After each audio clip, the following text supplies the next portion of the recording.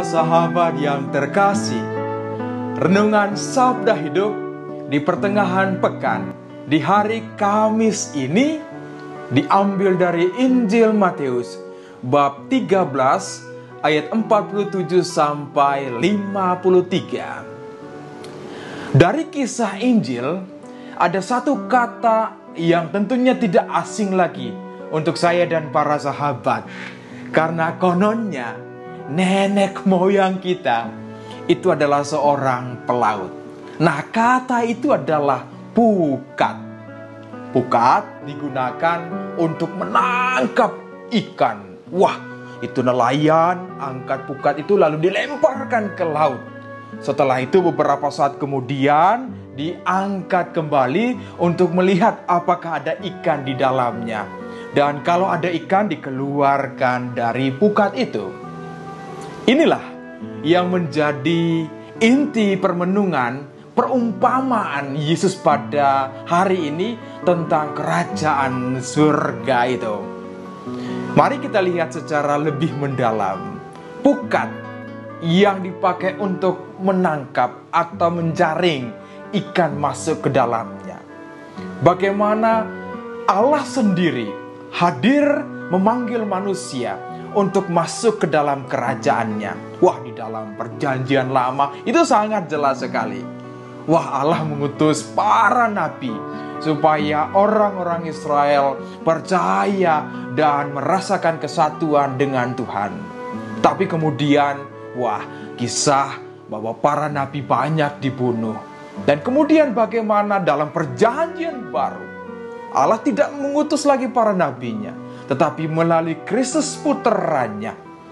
Dia hadir, inkarnasi itu adalah sebuah peristiwa bagaimana Allah sendiri meninggalkan kekuasaannya masuk ke dalam pelayanan, supaya menjaring orang merasakan kasih dari Kristus itu sendiri.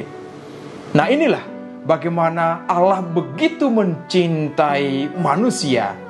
Injil Yohanes bab 3 ayat 16 itu sangat jelas menulis tentang kasih Tuhan itu. Dan bagaimana ikan-ikan itu sebetulnya adalah kita semua, saya dan para sahabat. Laut itu adalah dunia ini. Bagaimana Allah sendiri hadir untuk menjaring manusia masuk ke dalam pukat keselamatan itu. Nah, kemudian setelah masuk di dalam pukat itu, Allah sendiri yang memilih, wah, mana ikannya yang baik, mana yang tidak baik. Ini masuk dalam apa yang disebut dengan akhir zaman, pengadilan terakhir. Yang baik diambil, sementara yang tidak baik itu ikannya dibuang.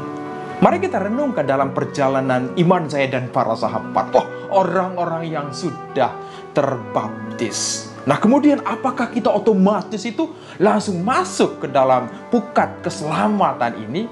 Tentu kita punya jaminan melalui sakramen pembaptisan. Tetapi bagaimana jaminan itu bukan merupakan suatu kepastian. Karena bagaimana setelah saya dibaptis, apakah saya sungguh-sungguh tetap berada dalam pukat itu sendiri, bersatu dengan Tuhan. Itu merasakan bagaimana air keselamatan yang Tuhan berikan.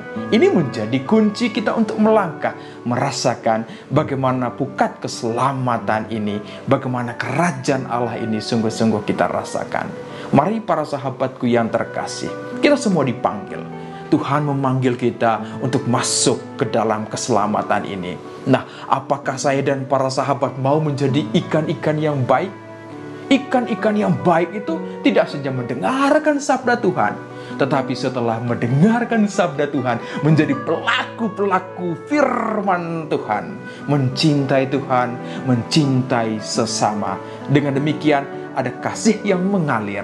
Kasih itu tidak hanya untuk diri kita sendiri, tetapi kasih itu juga kita bagikan untuk yang lain, supaya yang lain juga itu masuk dalam pukat keselamatan yang diberitakan oleh Tuhan sendiri.